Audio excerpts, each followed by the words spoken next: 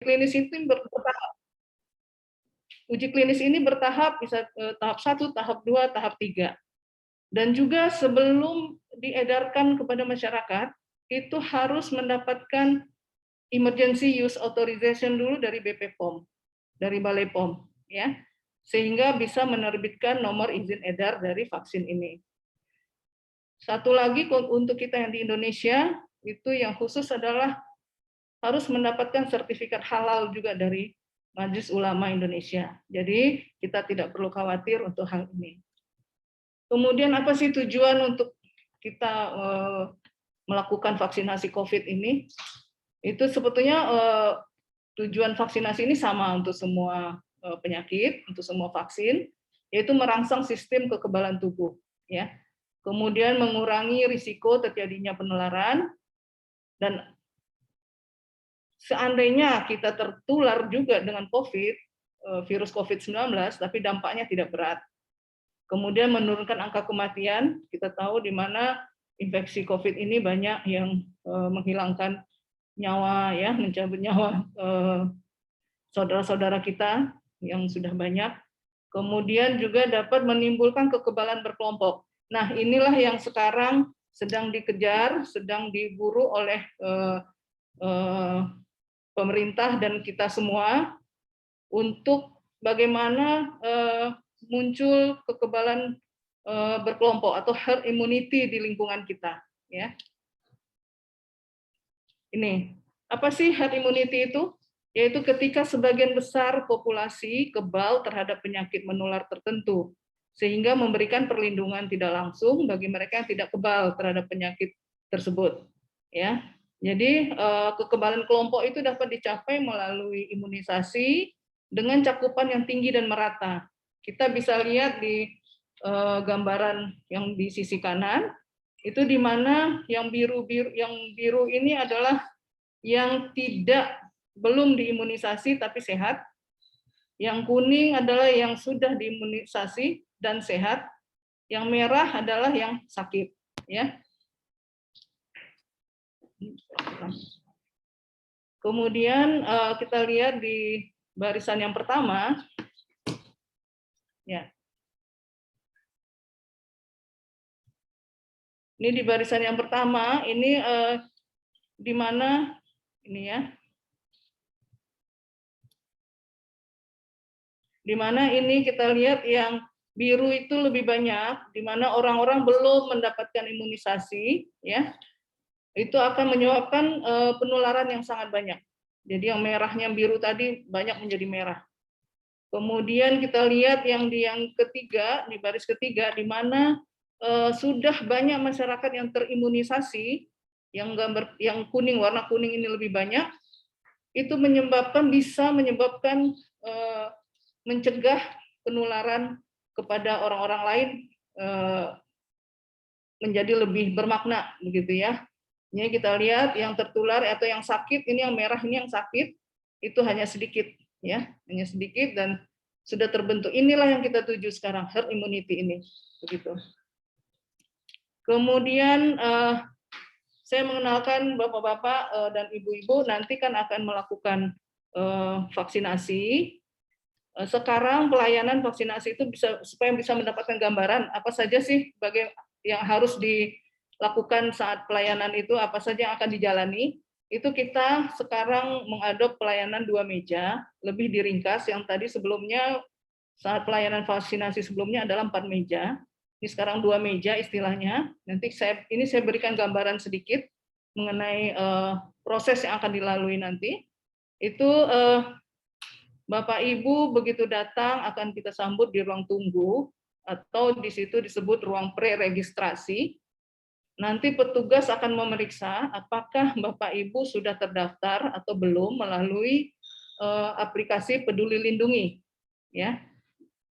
Di situ juga kita akan memberikan kertas kendali yang isinya adalah formulir isian tentang riwayat kesehatan Bapak Ibu dan juga identitas, ya. Setelah setelah diperiksa, ternyata ada nama terdaftar di Peduli Lindungi, NIK-nya masuk ke Peduli Lindungi, istilahnya akun Piker, itu nanti akan diarahkan ke meja 1. Meja 1 ini adalah meja screening dan meja vaksinasi. Di situ akan dilakukan screening terhadap riwayat kesehatan yang tadi sudah diisi, kemudian juga dilakukan screening terhadap fisik secara sederhana, yaitu pengukuran suhu tubuh dan pemeriksaan tekanan darah. Apabila nanti kriteria ini sudah terlewati, sudah bisa dilalui, Bapak Ibu akan langsung diberikan vaksin, diberikan penyuntikan vaksin di meja yang sama, kemudian Bapak Ibu akan diarahkan untuk menuju ke meja 2, itu meja observasi dan pencatatan. Petugas akan melakukan entry data di yang tadi dari kertas kendali yang Bapak Ibu bawa, kemudian Bapak Ibu juga akan diobservasi selama lebih kurang 15 menit sampai 30 menit, apakah terjadi ada keluhan yang muncul, apakah terjadi gejala-gejala dari KIPI. KIPI itu adalah kejadian ikutan pasca imunisasi. Nanti akan kita bahas. Oke. Kemudian kriteria apa saja sih yang boleh, orang-orang yang boleh divaksinasi? Itu kuncinya adalah orang yang sehat. Ya. Satu, harus sehat. Yang kedua, domisili di Indonesia, khusus untuk di Indonesia. Kemudian usia di atas 18 tahun. Saat ini memang vaksin yang beredar itu baru bisa diberikan hanya untuk usia 18 tahun ke atas. Kemudian juga akan dilakukan screening, siapa-siapa saja sih yang tidak boleh atau ditunda untuk dilakukan vaksinasi, itu yang sedang sakit, contohnya sedang demam, ya, suhu tubuh di atas 37,5, itu biasanya kita pending dulu untuk divaksinasi. Kemudian orang yang memiliki penyakit penyerta yang tidak terkontrol, contohnya di sini adalah diabetes. Diabetesnya tidak terkontrol, HbA1c atau gliko-Hb-nya tinggi di atas 8, itu biasanya kita pending dulu dan minta sasaran untuk datang ke dokter yang selama ini merawat untuk memintakan surat, istilahnya surat layak untuk divaksinasi. Karena surat itu akan diberikan kalau kondisi kita terkontrol, begitu. Kemudian juga hipertensi. Hipertensi, kalau hipertensinya tinggi, tekanan darahnya tinggi, di atas 180 sistoliknya, dan diastoliknya di atas 110, itu kita pending juga. Jadi Bapak Ibu kalau akan vaksinasi, itu obat-obat yang selama ini memang rutin diminum, itu tetap diminum. Jangan tidak diminum, supaya nanti seperti contohnya tekanan darah saat datang tidak tinggi gitu ya. Jadi tetap terkontrol. Kemudian juga yang ditunda adalah penyintas COVID-19 yang baru sembuh kurang dari 3 bulan. Kalau sudah lebih dari 3 bulan boleh diberikan vaksinasi. Kemudian penyakit autoimun, ya. Penyakit autoimun yang di sini autoimun yang berat ya, seperti lupus ya, SLE yang SLE itu masih belum boleh, tapi sejenis seperti rheumatoid itu boleh, asal terkontrol, tidak dalam kondisi yang akut. Kemudian juga yang diperhatikan adalah kalau sedang dalam pengobatan, terutama terdapatnya gangguan pembekuan darah, ya, mungkin minum obat-obat pengencer darah, itu memang harus hati-hati sekali. Kemudian adanya defisiensi imun, seperti tadi sudah disebutkan sebelumnya, penyakit-penyakit yang menurunkan kadar imunitas tubuh, itu memang tidak dianjurkan. Kemudian penerima produk darah. Kalau kita dalam rutin menerima produk transfusi darah ya, contohnya pada kondisi penderita talasemia, itu memang harus hati-hati. Dan juga satu lagi adalah ibu hamil. Ibu hamil sampai saat ini memang belum ada rekomendasi untuk pemberian vaksinasi. Kalau ibu menyusui itu sudah boleh, ya. Dari POGI itu sudah boleh untuk diberikan. Kemudian kita lanjut adalah efek samping dari kita yang harus kita tahu juga adalah efek samping dari vaksinasi COVID. Ya, dari vaksinnya itu efek sampingnya apa? Efek samping itu bisa terjadi, bisa tidak. dan sifatnya sementara. Jadi Bapak Ibu jangan khawatir, dan umumnya ringan yang muncul, ya. Dan tidak selalu muncul, ada yang aman-aman saja, tidak ada keluhan apa-apa, karena bergantung pada kondisi tubuh. Itu yang disebut dengan KIPI. Dan KIPI ini kita pantau selama 1 bulan setelah sampai 1 bulan setelah kita divaksinasi. Nanti kita dari Rumah Sakit MMC akan memberikan sejenis Google Form, itu bisa diisi nanti kalau ada keluhan, mungkin di hari ke-15, mungkin di hari ke-20 muncul keluhan dari beberapa keluhan yang di sisi kanan ini kita sebutkan, itu nanti dilaporkan melalui Google Form tersebut. Itu contohnya adalah reaksi lokal yang bisa terjadi, dan biasanya ini segera setelah penyuntikan, itu adalah nyeri, kemerahan, atau bengkak pada tempat suntikan. Antisipasinya adalah kita sarankan untuk kompres dingin saja, karena ini tidak menimbulkan gangguan yang berarti ya, dan boleh minum obat anti nyeri. Kemudian juga ada reaksi sistemik, itu seperti tadi demam, pusing atau sakit kepala, nyeri otot, dan nyeri sendi seluruh tubuh. Ada juga yang mengeluh mengantuk yang cukup mengganggu. Antisipasinya adalah itu kita memperbaiki pola istirahat, kemudian minum obat penurun panas atau anti nyeri apabila nyeri, apabila demam, dan minum yang lebih banyak. Kemudian reaksi lain yang bisa muncul adalah reaksi alergi. Ini contohnya adalah seperti urtikaria. Kalau kita sebut urtikaria itu seperti istilahnya kayak bentol-bentol ya, atau sembab atau udem di tubuh, bisa di bibir, bisa di bagian wajah, bisa di tangan, bisa di anggota tubuh yang lain. Kemudian ada reaksi anafilaktik. Ini reaksi anafilaktik biasanya terjadi beberapa menit ya setelah divaksin. Itu biasanya selama masa observasi itu akan kelihatan, nanti kita akan langsung ambil tindakan. Kemudian bisa saja juga terjadi pingsan. Tapi pingsan ini juga bisa karena saking ketakutan atau saking cemas, itu juga bisa menjadi pingsan. Nah, antisipasinya adalah segera hubungi layanan kesehatan atau dokter. Oke. Kemudian ini, untuk vaksinasi gotong royong, itu di Indonesia kita saat ini menggunakan Sinovac.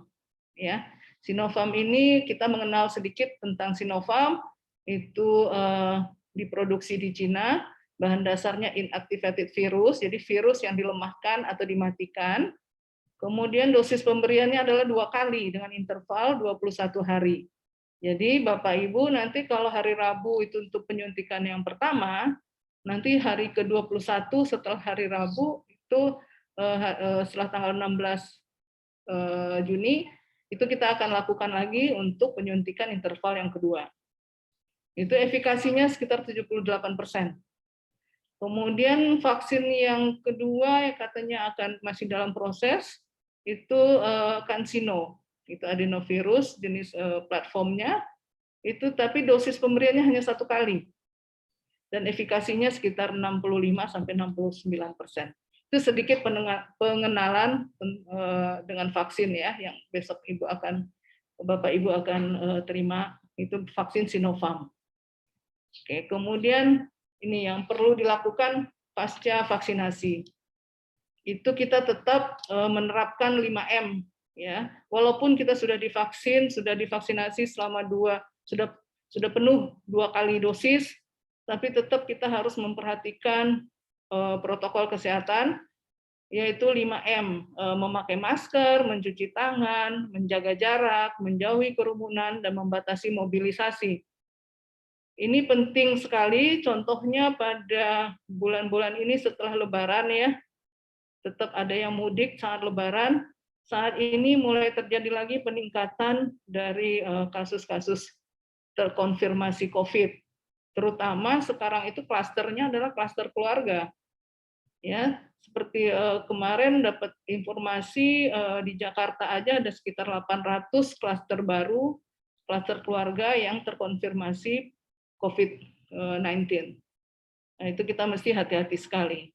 Dan juga tetap memperhatikan makanan yang baik yang harus dikonsumsi, olahraga, dan berpikiran positif. Itu hal-hal yang menaikkan imunitas kita. Kemudian juga dalam kita harus tetap memperhatikan 3T ya, testing, tracing, dan treatment terhadap COVID-19 ini. Tadi ini adalah yang dilakukan pasca vaksinasi. Kalau persiapan bagaimana?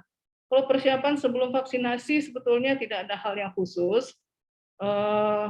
Bapak Ibu boleh tetap seperti aktivitas seperti biasa, tapi tetap diperhatikan minimal sehari sebelumnya istirahat yang cukup, ya, minum air putih yang cukup, dan kalau bisa sarapan ya sebelum dilakukan vaksinasi.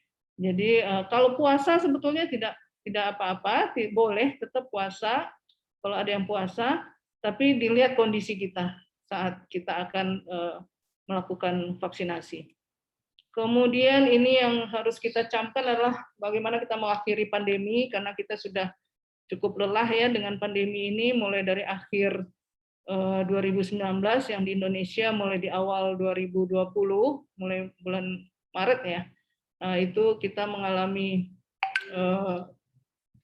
bertempur ya istilahnya dengan COVID-19 ini, itu kita tetap memperhatikan protokol kesehatan walaupun kita juga sudah divaksinasi, tapi tetap kombinasi ini harus kita lakukan, kemudian itu kita harapkan dapat mengakhiri pandemi ini.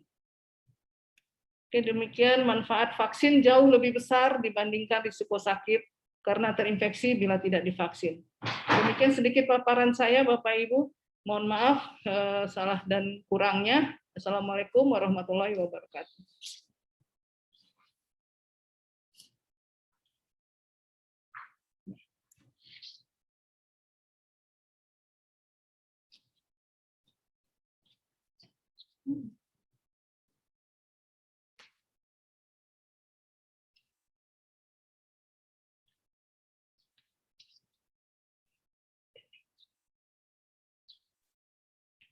Mungkin bisa dikembalikan kepada Mas Dendi.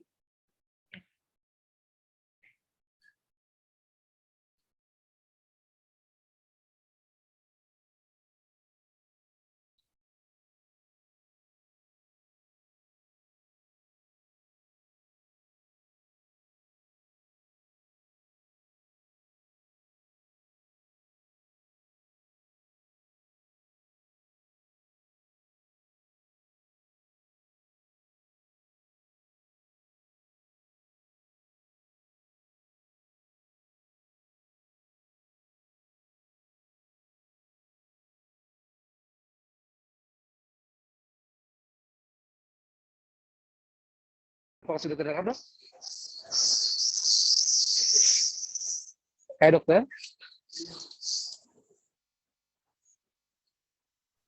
Untuk pertanyaan pertama ya, Dok ya? Ya. Aku ulang lagi, Dok ya. Ada beberapa pertanyaan nih, Dok. Kita langsung aja, mungkin bisa langsung kita tanya jawab aja, Dok ya.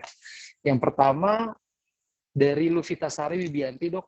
Untuk penyintas, kapan waktu terbaik divaksin? Berapa lama dari setelah dianggap sembuh? Ya. Oke, saya langsung jawab ya. Ya.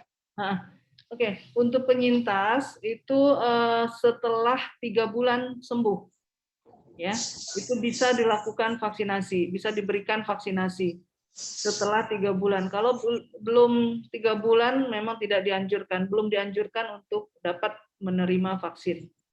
Begitu. Oke, berarti setelah 3 bulan Dok ya untuk dianjurkan. Kita lanjut ke pertanyaan selanjutnya dari Bu Sandra. Dok, apakah benar vaksin Sinovac dan Sinopharm adalah virus yang sudah mati, tapi vaksin AstraZeneca adalah virus yang dilemahkan? Thank you. Iya, Sinovac dan Sinopharm memang virus yang inactivated ya, yang sudah tidak aktif ya, istilahnya udah mati ya. Kalau AstraZeneca itu dia dari bukan dari virus yang dimatikan, tapi diambil dari RNA dari virusnya. Jadi dari virus itu dia ada inti dan ada spike namanya ya. Nah, diambilnya dari situ. Jadi beda memang. Jadi memang reaksinya memang agak lebih berbeda, agak lebih berasa kalau yang Astra, tapi ya tetap saja manfaatnya jauh lebih besar. Gitu. Oke, lanjut ke pertanyaan selanjutnya, Dok. dari Mukti, Dok, seberapa efektif proses vaksinasi yang akan dilakukan terkait dengan banyaknya varian COVID yang berkembang saat ini? Mungkin tadi sudah disebutkan ya, Dok, ya, tentang efikasi ya, Dok ya? Iya, efikasinya memang sekitar 65% ya, sekitar 60-an% gitu ya efikasi. Dan ini efektivitasnya memang walaupun sekarang banyak beredar itu ya kejadian mutasi dari virusnya, tapi tetap vaksin yang kita dapatkan ini masih bisa untuk mengcover, kita menjaga kita dari varian-varian baru tersebut. Lebih baik kita tetap mendapatkan vaksinnya. Itu sesuai juga dengan yang telah disampaikan oleh Kemenkes ya, juru Dr. Nadia ya, itu menyampaikan kalau vaksin yang beredar sekarang itu bisa untuk mengcover kita dari varian-varian baru tersebut. Gitu. Oke, kita lanjut ke pertanyaan selanjutnya, Dok. Dari Shorin, Assalamualaikum. Saya pernah mendengar pendapat bahwa vaksin itu sifatnya spesifik, di mana sebuah vaksin ditujukan untuk satu buah virus. Apakah pendapat tersebut benar, Dok? Jika benar, banyak berita yang menginformasikan bahwa virus COVID-19 sudah bermutasi menjadi beberapa tipe. Apakah vaksin yang diberikan masih efektif diberikan dengan situasi seperti itu? Ya, ya, pertanyaannya hampir sama ya. Memang benar itu spesifik untuk satu penyakit seperti tadi paparan yang sudah saya sampaikan. Tapi begini, itu kan satu golongan ya. Untuk kondisi saat sekarang seperti yang sudah disampaikan juga dari Kemenkes bahwa vaksin yang beredar ini memang masih banyak bermanfaat untuk kita walaupun masih sudah ada varian-varian baru dari virus COVID-19. Oke. Jadi lebih baik kita tetap mendapatkan vaksinasi. Pertanyaan selanjutnya dari Audi Kasbara, apakah ada durasi kekebalan setelah divaksinasi, Dok? Durasi kekebalan, ya, memang itu biasa disarankan memang untuk kita bisa sekarang ini sudah ada untuk memeriksa antibodi kita, kadar antibodi ya, untuk memeriksa seberapa sih kekebalan tubuh kita setelah divaksin. Di Rumah Sakit MMC juga sudah ada pelayanan itu, pemeriksaan itu sudah bisa dilakukan dan memang ada. Itu disarankan memang kalau ingin memeriksa kadar antibodi disarankan memang 2 minggu paling cepat 2 minggu setelah suntikan yang kedua. Itu untuk kita bisa menilai seberapa sih antibodi yang muncul. Tapi kalau untuk batas ini kan masih baru ya vaksinnya, untuk batas seberapa lama sih nanti antibodi ini akan bertahan, itu memang masih perlu waktu untuk penelitian gitu. Oke, Mas. Jadi masih ada penelitian lanjut ya, Dok? Iya, karena ini baru, jadi belum ada hasil ya, belum ada kesimpulan untuk itu, karena ini kan masih seberapa lama sih bertahan nanti antibodinya itu belum. Berarti yang bisa kita lakukan adalah memeriksa seberapa besar kadar antibodi ya, Dok ya. Kalau di MMC itu kita ada namanya tes antibodi SRBD. Iya. Oke, kita lanjut ke pertanyaan selanjutnya. Dari Ria Mantiri.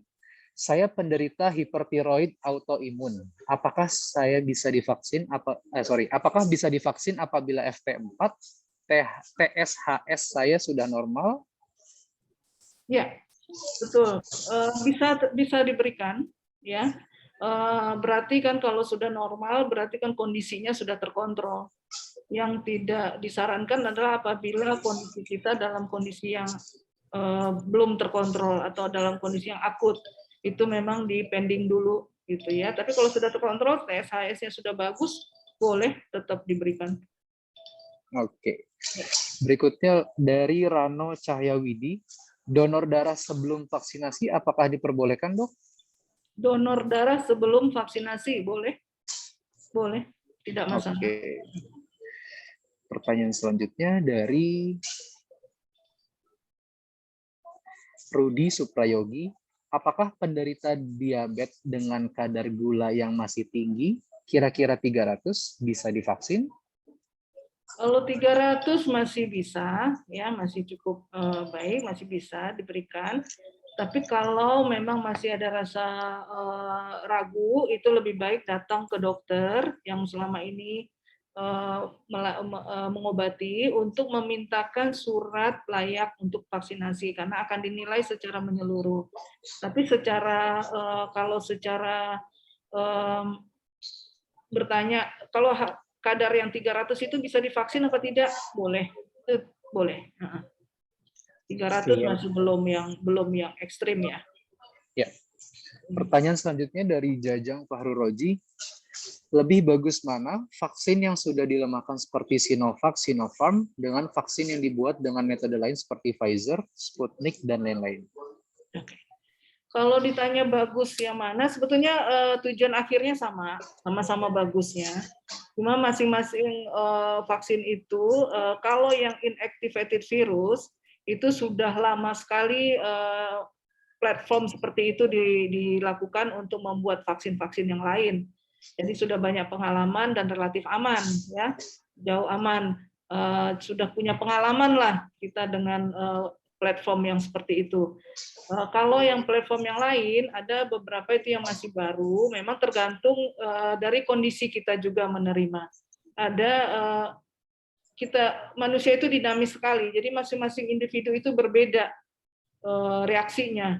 Ada yang bisa menerima, ada yang tidak. Jadi kita sebetulnya kalau mencari yang aman, yang sudah ada, makanya pemerintah juga memilih kali ini ya, karena sudah ada pengalaman yang lama dalam platform untuk inactivated virus ini. Banyak vaksin-vaksin yang lain yang dibuat dengan platform yang sama. Gitu. Oke, pertanyaan selanjutnya nih dok. Apakah penderita hipertensi, diabetes, dan asma dapat divaksin COVID-19? Apakah jika pernah menderita TBC dan sudah dinyatakan sembuh oleh dokter paru-paru dan selesai pengobatan awal 2020 dapat divaksin COVID-19? Sebelum sudah disebutkan ya dok ya? Ya, kalau yang TBC dulu yang saya jawab ya. Kalau TBC boleh. sudah dinyatakan sembuh sih boleh. Tapi kalau TBC-nya baru dan baru mulai pengobatan, memang kita sarankan untuk dipending dulu. Tapi kalau sudah, apalagi kalau sudah dinyatakan sembuh dan sudah lama ya di awal 2020 itu boleh, boleh banget untuk diberikan vaksinasi COVID-19. Dan untuk penderita hipertensi, diabetes dan asma itu boleh divaksin dan dengan tambahan dalam kondisi yang terkontrol, gitu ya. Nah. Oke, jadi intinya dengan kondisi yang terkontrol ya dok? Ya, seperti tadi contohnya hipertensi tidak lebih dari 180/110 begitu. Contohnya seperti itu. Pertanyaan selanjutnya dari Ayu Arsyani. Oh ya, sebelumnya dari pertanyaan dari Aditya. Sekarang pertanyaan dari Ayu Arsyani. Untuk penyintas COVID, jarak 3 bulan pemberian vaksin terhitung sejak pertama kali terkonfirmasi positif atau 3 bulan setelah dinyatakan sembuh atau PCR negatif, dok? Ya, 3 bulan setelah dinyatakan sembuh. Ya. Nah, umpamanya awal sakitnya di Februari, sembuhnya dinyatakan di awal Maret, berarti mulai awal Maret itu. Oke, terhitung 3 bulannya dari awal Maret ya dok ya, karena sudah dinyatakan sembuh. Pertanyaan selanjutnya dari Santi Janitra. Halo dok, saya penderita autoimun miastenia gravis tahun 2010, tapi saya sudah tidak konsumsi obat lagi sampai hari ini. Apakah bisa divaksin dok? Ya, bisa. Berarti kan sudah kondisinya sudah baik ya. Kondisinya sudah dalam artian sudah tidak tergantung lagi dari pengobatan yang rutin, sudah baik. Tapi kalau ingin lebih nyaman, lebih pasti, lebih yakin, itu alangkah baiknya kalau bisa ketemu dulu sama dokter yang merawat sebelumnya untuk memintakan sudah layak untuk divaksin atau belum. Tapi kalau dari riwayatnya seperti ini sih boleh gitu ya. Tapi kadang-kadang kita kan ada kondisi yang mungkin kita alami selain dari penyakit yang sudah ada. Gitu. Ya. Oke, pertanyaan selanjutnya dok dari Rudia Ruslan. Saya seorang post-stroke hemoragik sudah 3 tahun lebih akibat hipertensi. Tetapi tensi saya terkontrol atau stabil dengan rutin minum obat hipertensi. Dengan kondisi ini apakah saya boleh divaksin? Boleh dok ya? Seperti boleh tadi. banget. Boleh banget. Selagi terkontrol ya dok? Ya. Ya. Lanjut ke Dewi Andriani. Sebelum vaksin, apakah perlu untuk tes antigen atau PCR untuk memastikan tubuh belum terpapar COVID, dok? Sebetulnya dari ketentuan ini tidak harus ya, dan bukannya tidak disarankan, tapi tidak harus. Tapi kalau kita ingin memeriksa, boleh-boleh saja. Tapi tidak ada ketentuan khusus untuk melakukan pemeriksaan itu sebelum kita mendapatkan vaksin COVID-19. Oke. Lanjut dari Syahriza. Assalamualaikum dok, mau tanya sedikit pertanyaan dari teman. Apakah seorang yang ada penyakit jantung koroner dan tetap rutin minum obatnya, apakah bisa atau layak divaksin COVID-19? Ya, sebetulnya itu tetap bisa, tapi coba dilihat dulu obatnya jenisnya apa saja. Seperti tadi, kalau isinya ada salah satunya pengencer darah, lebih baik tanyakan dulu ke dokter yang mengobati selama ini apakah tetap layak untuk mendapatkan vaksin atau bagaimana, nanti minta surat keterangan layak untuk vaksinasi gitu ya, karena tergantung obat untuk jantung koroner kan banyak macamnya gitu, banyak jenisnya, biasanya nggak cuma satu jenis obat yang diminum, nanti itu tergantung dari apa saja yang diminum obatnya. Oke. Pertanyaan selanjutnya, apakah ada penyakit atau kondisi kesehatan tertentu yang nggak boleh ikut vaksin? Seperti yang tadi sudah Dr. Hilda sampaikan ya dok ya, ada beberapa kondisi yang tidak autoimun seperti SLE, dibolehkan. Iya. Tadi yang sudah saya paparkan tadi itu memang dan ibu hamil itu memang belum ada rekomendasi untuk memberikan vaksinasi pada ibu hamil, gitu ya. Terus kondisi-kondisi seperti penyakit autoimun ya, autoimunnya itu SLE ya contohnya ya, lupus erythematosus, kemudian sindroma Guillain-Barré itu ya, yang dari akibat virus juga, itu memang belum disarankan. Oke. Pertanyaan selanjutnya dari Adi Putri Widiasti. Selamat siang dok. Jika ada GERD dan hipertensi, apakah aman nih dok? Ya, hipertensinya dilihat dulu tekanan darahnya seberapa. Kalau masih di bawah 180/110 masih bisa. Dan kita lihat juga nanti begini, Bapak Ibu sebelum mendapatkan suntikan vaksin itu akan di screening dulu oleh dokter kalau di pelayanan itu di meja 1 istilahnya ya. Nah, itu di meja screening dan vaksinasi, di situ akan di screening dulu. Kadang kondisi kita begini, kita hipertensi mungkin tekanan darahnya terkontrol, tapi ada kondisi lain yang membuat kita saat itu kondisinya mungkin perlu di pending dulu. Mungkin suhunya tinggi barangkali, walaupun tensinya terkontrol. Jadi jangan khawatir, pasti akan di screening dulu hati-hati oleh tim dokter, tim perawat sebelum vaksinnya diberikan. Oke, jadi itu pentingnya tahap screening ya dok ya. Jadi Ya, semua betul. yang akan divaksin itu pasti sudah melewati screening tadi. Ya. Oke, pertanyaan kita selanjutnya dari ya tadi yang kalau GERD dok, apakah aman? Kalau GERD bisa. Oke. Kalau GERD tetap bisa diberikan.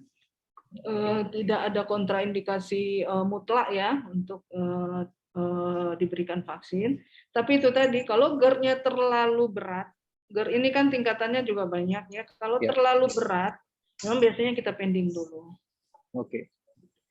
Pertanyaan selanjutnya dari Diah Eka Puspita. Dok mau bertanya, apabila penyintas sudah vaksin sebelum 3 bulan dari masa dia terpapar, apakah ada kemungkinan efek yang muncul dok?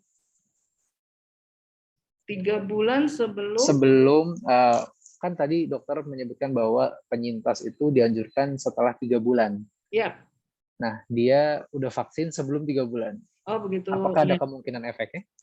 Sebetulnya bukan tidak ada efek yang berat ya, tapi begini, kalau sebelum 3 bulan itu biasanya kondisi tubuh masih belum fit lah ya, agak lama ini fitnya kalau pasca infeksi COVID. Baik itu secara fisiknya, baik itu komposisi dari darahnya gitu ya, kondisi dari darah, nah, itu yang mempengaruhi ya, makanya disarankan, tapi tidak kalau memang ya mesti dipantau aja sih kalau Ya. belum 3 bulan terus sudah diberikan vaksin ya dipantau saja karena mudah-mudahan sih ya itu tadi pasca vaksin makan makanan yang baik, yang Ya. protein yang tinggi, vitamin begitu ya. Mudah-mudahan tidak menimbulkan efek yang jelek. Oke. Pertanyaan selanjutnya, Dok, kalau saya punya pengalaman alergi antibiotik cefadroxil, apakah ada dampaknya untuk saya? Dan untuk busui vaksinnya aman ya? Terima kasih, Dok.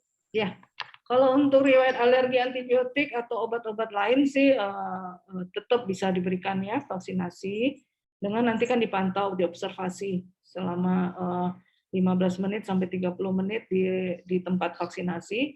Kemudian kalau untuk ibu menyusui boleh. Oke. Boleh. Sudah ada rekomendasi dari POGI, kalau ibu menyusui boleh diberikan vaksinasi. Oke. Pertanyaan selanjutnya dari Esti Budi Hapsari, Dok. Kalau untuk penderita asma dan rutin minum obat, apakah aman divaksin? Karena kalau tidak minum obat, suka kumat nih asmanya, Dok. Ya, itu berarti obat yang diminum kan obat yang maintenance ya, bukan obat yang dalam kondisi yang akut. Kalau asma tidak dalam kondisi yang akut, itu boleh divaksin. Kecuali lagi sesek nih, lagi itu nggak boleh, jangan divaksin. Ya. Tapi kalau hanya riwayat minum obat saja, berarti kan maintenance itu menjaga supaya kondisinya tetap stabil, itu boleh tetap divaksin. Oke, pertanyaan selanjutnya dari Yunita. Dok, apakah setelah vaksin peserta tetap dapat beraktivitas seperti biasa? Apakah aman, Dok? Seperti peserta yang kerja dari kantor? Ya, tetap bisa aktivitas biasa. Tidak mesti libur besoknya gitu ya. Enggak, tetap. Ya. Tapi tetap dengan ini ya, istirahatnya itu diperhatikan karena kan kita baru mendapatkan vaksin. Jadi Ya. tubuh itu lagi berusaha untuk membentuk imun, mengenal imun itu nanti. Jadi harus dalam kondisi yang optimal supaya menghasilkan antibodi yang optimal juga. Ya. Jadi itu juga pentingnya dari tahap observasi ya, Dok ya. Jadi kita menunggu terlebih dahulu dalam beberapa menit supaya kita bisa terkontrol. Setelah itu juga kita kalau udah lolos nih dari tahap observasi itu sudah bisa dianggap aman ya, Dok. Ya. Oke, pertanyaan selanjutnya dari Adi Supriyanto. Dok, ada beberapa isu nih yang muncul di sosial media ataupun televisi, seperti meninggal pasca menerima vaksin. Apakah memang ada kemungkinan sampai fatality seperti itu, Dok, efek sampingnya? Okay. Atau ada kemungkinan lain sehingga sampai menimbulkan kematian? Ya, kalau kemungkinan sih bisa ada. Itu tadi dari vaksin itu kan ada KIPI yang berat juga ya. KIPI yang berat ada kemungkinan, tapi sejauh ini vaksin yang isu yang bukan isu sih, kejadian-kejadian yang sudah ada itu yang menjadi isu itu sebetulnya bukan akibat vaksin meninggalnya, sudah diteliti oleh komite KIPI nasional ya. Itu ternyata ada komorbidnya begitu yang bukan akibat dari setelah pemberian vaksin terus meninggal, bukan. Sudah di review, sudah diteliti, sudah dianalisa oleh Komisi Nasional KIPI. Oke. Pertanyaan selanjutnya dari Agung. Dok, untuk penderita asam urat, walaupun masih sakit, apakah bisa divaksin, Dok? Asam urat masih bisa. Oke. Selanjutnya dari Adi. Apakah kalau punya kadar HB rata-rata 17-18 itu boleh divaksin, Dok? Boleh. Oke. Selanjutnya dari Serafika. Apabila kita sudah divaksin Sinopharm atau Sinovac dan kita berencana untuk melakukan perjalanan ke luar negeri, ibadah haji atau umroh nih, kalau di sini pertanyaannya. Di mana vaksin yang diakui di sana adalah vaksin AstraZeneca. Apakah kita bisa divaksin lagi dengan vaksin AstraZeneca tersebut, Dok? Ya, itu yang masih dalam pembahasan ya sepertinya ya. Ya. Kalau sudah mendapatkan vaksin dengan jenis yang lain, terus dalam waktu yang berdekatan mendapatkan jenis yang berbeda, itu masih dalam istilahnya diskusi lah ya, istilahnya masih dalam penelitian begitu. Oke. Belum bisa memberikan jawaban untuk saat ini. Siap. Selanjutnya dari Jo Hardi, apakah ada masa rawan? Maksudnya kondisi imun tubuh kita paling lemah pasca vaksin dan selama masa interval 21 hari vaksin pertama dan kedua, Dok. Apakah ada masa rawan, Dok? Oh, nggak ada masa. Istilah masa rawan itu nggak ada. Tapi memang kita disarankan untuk meningkatkan stamina ya. Itu maksudnya supaya bukan untuk kondisi rawannya, tapi maksudnya supaya optimal pembentukan antibodinya. Ya. Oke, selanjutnya pertanyaan dari Neng Surtini. Siang, Dok, apakah penderita FAM, fibroadenoma mame, dan saat ini masih kontrol selama 6 bulan sekali boleh divaksin? Boleh. Oke, pertanyaan selanjutnya dari Syafi'i Adam. Dok, mau tanya, untuk vaksin COVID-19 maksimal berapa kali nih, Dok? Apakah dengan jumlah tersebut harus satu jenis, misalnya Sinovac sampai selesai, atau boleh pakai vaksin dari jenis yang lain? Oh, ini pertanyaannya sama ya, Dok, ya, dengan pertanyaan sebelumnya. Masih dalam tahap diskusi ya, Dok? Enggak, kalau begini, kalau yang pertama kita dapat Sinovac, yang keduanya mesti Sinovac lagi. Iya. Harus dengan vaksin yang sama. Gitu. Iya kan? Sinovac itu 2 kali. Oke, iya. 2 kali. Kalau yang keduanya beda itu gimana, Dok? Iya, memang tidak disarankan keduanya beda. Tidak Karena disarankan. pembentukan antibodinya jadi nggak optimal ya di dalam tubuh gitu. Oke, pertanyaan selanjutnya dari Lina. Dok, bagi pasien yang memiliki komorbid dapat divaksin bila terkontrol. Maksudnya terkontrol itu apakah harus mendapatkan surat rekomendasi dari dokter atau bila dianggap tidak ada keluhan dianggap boleh untuk divaksin? Ya, bisa sih dengan yang istilah terkontrolnya itu bisa secara klinis kita saja, kita tidak ada keluhan, tidak ada atau membawa hasil, kalau umpamanya untuk diabetes membawa hasil lab walaupun tidak membawa surat pernyataan dari dokter untuk kelayakan untuk vaksin, itu juga nggak apa-apa karena kan ada dokter juga yang melakukan screening sebelum vaksin diberikan. Tapi kalau memang seperti diabetes, itu lebih baik kalau ada membawa hasil laboratorium. Jadi kita bisa lihat gitu ya hasil terakhir. Tapi kadang kita kita tidak hanya menilai dari laboratorium sebetulnya. Yang paling penting adalah kita menilai secara klinis. Dokter itu akan menilai secara klinis kita. Kondisi kita saat kita datang akan vaksinasi itu akan dilihat, saat itu akan dilihat secara klinis, itu yang lebih penting. Oke. Pertanyaan selanjutnya masih berhubungan ya, Dok, tentang screening dari Adi. Screeningnya apa aja sih, Dok, saat sebelum divaksinasi? Oh ya, screening yang dilakukan adalah screening pertama itu anamnesa dari riwayat kesehatan. Tadi dari beberapa yang sudah saya paparkan, yang tidak seperti apakah hamil, apakah kalau wanita ya, terus apakah penyintas COVID kurang dari 3 bulan, apakah pernah menderita alergi yang berat sampai shock anafilaktik setelah mendapat vaksin yang lain. Kemudian ada pertanyaan, ada riwayat mungkin dalam kondisi mendapatkan transfusi darah atau pengobatan darah yang rutin gitu ya.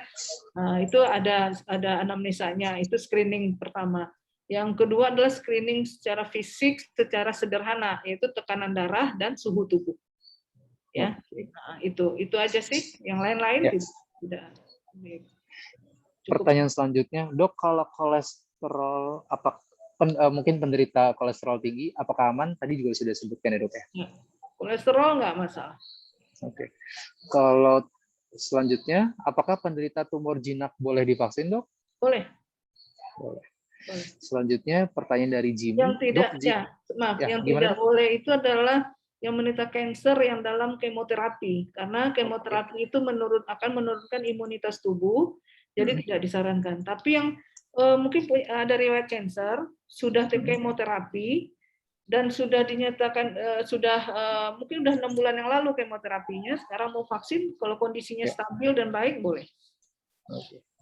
Pertanyaan selanjutnya dari Jimmy. Dok, jika ternyata yang tidak melakukan swab sebelum vaksin adalah OTG, apakah ada efek sampingnya?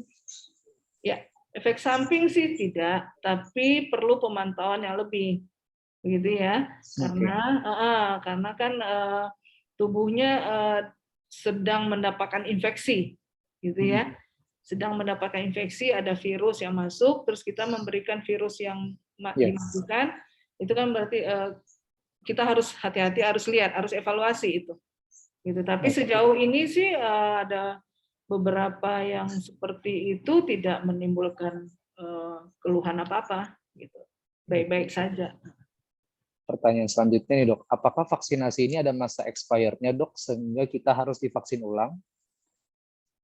Mungkin dari yang pertama sampai yang kedua nih, Dok. Kan harusnya 21 hari. Apakah misalkan lebih dari 21 hari, jadi ulang lagi nih dari nomor 1 lagi? Nggak ada expirednya sih sebetulnya. Cuma yang optimal itu memang ada masa 21 hari. Tapi mungkin saja ya, kita setelah vaksin yang pertama, tiba-tiba kita sakit. Gitu ya. Kita sakit di seminggu terakhir sebelum kita vaksin yang kedua. Ternyata kita lewat nih, sebulan baru kita sembuh umpamanya. Boleh setelah sebulan itu untuk vaksin yang kedua, boleh diberikan.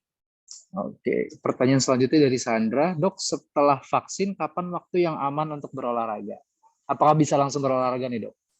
Bisa langsung berolahraga, tapi kita saja yang merasakan. Masing-masing kita suka beda. Beda penerimaan tubuh kita beda. Kalau kita merasakan tidak ada keluhan apa-apa, tidak ada reaksi apa-apa, ya boleh saja. Aktivitas seperti biasa. Ya. Sebelumnya aku mau menginformasikan bahwa kita punya waktu 10 menit lagi ya. Oke, Dok. Kita lanjut ya, Dok. Yep. Dari Lila Gayanto.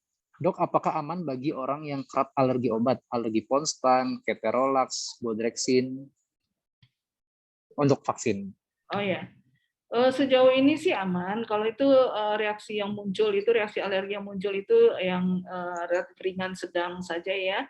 Itu sejauh ini sih aman, tidak masalah. Tapi kan tetap kita pantau. Makanya 15 menit sampai 30 menit. Bahkan dengan Google Form yang nanti kita edarkan, itu kita pantau selama sebulan. Karena definisi dari KIPI itu adalah kejadian pasca kejadian ikutan pasca imunisasi, dan itu bisa terjadi dalam 1 bulan setelah kita divaksinasi. Gitu. Kita akan pantau nanti. Selanjutnya dari Merina Simarmata. Vaksin COVID-19 terutama yang akan digunakan ini berlaku berapa lama kah, Dok? Vaksin COVID-19 yang akan digunakan nih Sinopharm ini berlaku berapa lama nih, Dok? Oh, bertahannya maksudnya ya? Iya, mungkin ya. Bertahannya berapa lama memang belum, itu tadi yang masih dalam penelitian. Ini antibodi atau kekebalan yang akan diberikan itu akan seberapa lama sih gitu ya? Kapan lagi sih kita booster, itu masih belum ada ini ya, karena masih baru dan masih dalam penelitian. Iya. Selanjutnya dari Budi Satrio. Siang, Dokter, menyambung pertanyaan tentang efek samping. Apabila ternyata vaksin mempunyai efek samping terhadap si penerima vaksin, bagaimana remedinya sehingga orang tersebut bisa kembali kepada kondisi sebelum divaksin? Oh ya. Jadi begini, kalau muncul efek samping itu akan ada kalau munculnya umpamanya ruam ya, ruam di kulit gitu ya. Itu kan ada antidotumnya ya, anti alerginya kita berikan. Kemudian kalau munculnya contohnya demam, kita berikan obat panas gitu ya, turunkan panas. Biasanya reaksi yang muncul akibat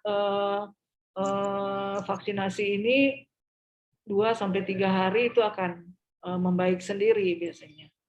Oke. Selanjutnya dari Alexander Sitohang. Salam, Dok. Setelah vaksin ini apakah aman jika tidur atau istirahat malam hari hanya 3 jam? Sebelum pemberian vaksin? setelah vaksin ini? Setelah Setelah diberikan vaksin. ya.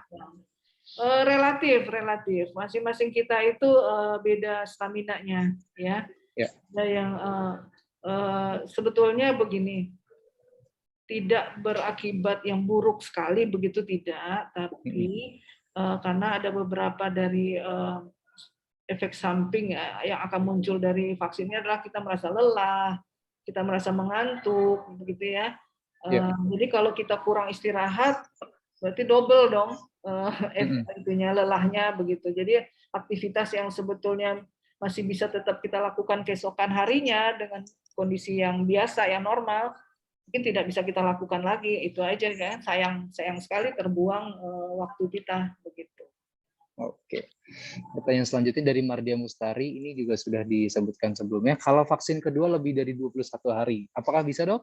Boleh. Boleh. Tapi Selanjutnya, disarankan 20. Begini, sebetulnya ya. Sinovac itu dia antara 21 sampai 28 hari. Itu masih yang optimal itu, ya. Jadi nggak harus yang pas 21 sih, tidak seperti itu, tapi untuk kalau lebih dari 28 hari itu masih bisa untuk kondisi dalam artian begini, tidak dianjurkan karena tidak nanti pencapaiannya tidak optimal ya pembentukan antibodinya, tapi tetap lebih baik diberikan daripada tidak. Gitu. Dan juga tidak akan berakibat buruk ke tubuh. Ya. Selanjutnya dari Poppy Setiorini, Dok mau tanya, apakah vaksin Sinopharm yang nanti akan didapatkan efektif untuk varian baru C19, Alpha, Delta, Gamma? Terima kasih, Dok. Ya, masih dalam penelitian, tapi sejauh ini pengumuman resmi dari Kemenkes itu kan masih masih cukup signifikan untuk diberikan vaksin-vaksin ini. Oke, pertanyaan selanjutnya, Dok ada info nih setelah 3-6 bulan harus vaksin ulang. Apakah betul, Dok? Sejauh ini sih saya belum membaca literatur itu ya. Harus diulang begitu, tapi memang kita harus kejar dulu nih herd immunity kita nih. Kita harus banyak dulu yang mendapatkan vaksin di tahap-tahap sekarang begitu. Supaya lebih efektif ya, Dok, dalam mengakhiri pandemi. Kekebalan immunity, kekebalan berkelompok itu akan terbentuk, jadi kita lebih aman. Oke, selanjutnya nih, Dok, ada pertanyaan dari teman. Kalau ada riwayat hipotensi dan sedang datang bulan, apakah boleh divaksin, Dok? Ya, nanti kalau datang bulan sih tidak kontraindikasi untuk divaksin ya, boleh tetap divaksin. Tapi hipotensinya nanti kan diperiksa dulu. Kalau tekanan darahnya, hipotensinya hanya batas-batas minimal sih boleh. Tapi kalau ekstrim sekali kita mesti penata laksanaan dulu supaya hipotensinya nggak terlalu drop. Biasanya itu depending dulu. Selanjutnya nih, Dok, dari Santi Janitra, halo dokter, jika sudah divaksin, apakah kita harus cek antibodi? Lalu perhitungannya bagaimana nih, Dok, jika dikatakan antibodi kita bagus? Ya. Tidak ada, sampai saat ini tidak ada anjuran untuk kita harus memeriksa antibodi, ya. Tapi kita ya boleh saja memeriksa antibodinya. Dan itu disarankan 2 minggu setelah vaksin yang kedua untuk memeriksa. Memang tidak ada literatur yang menyatakan harus begitu enggak, tapi itu lebih untuk menambah keyakinan kita saja. Jadi memastikan diri ya, Dok, ya, kalau kita sudah terlindung dari COVID. Nah, Dok, perhitungannya gimana nih, Dok? Apa yang dikatakan bagus? Iya, itu biasanya ada angkanya, ya, angka muncul dari masing-masing laboratorium tergantung dari reagen atau yang dipakai. Itu nanti setelah ada hasil bisa berdiskusi dengan dokter karena tergantung dari masing-masing sentral laboratoriumnya. Ya. Rujukannya ya. Selanjutnya dari Angki Murti nih, Dok. Limit titer body itu sama dengan antibody. Minimal standarnya berapa sih, Dok? Karena ada temuan titer terbentuk hanya 20 poin 4 bulan pasca vaksin kedua sudah selesai. Sehingga disarankan untuk booster vaksin COVID. Oh, itu di mana ya? Mungkin dapat info dari rekan, Dok.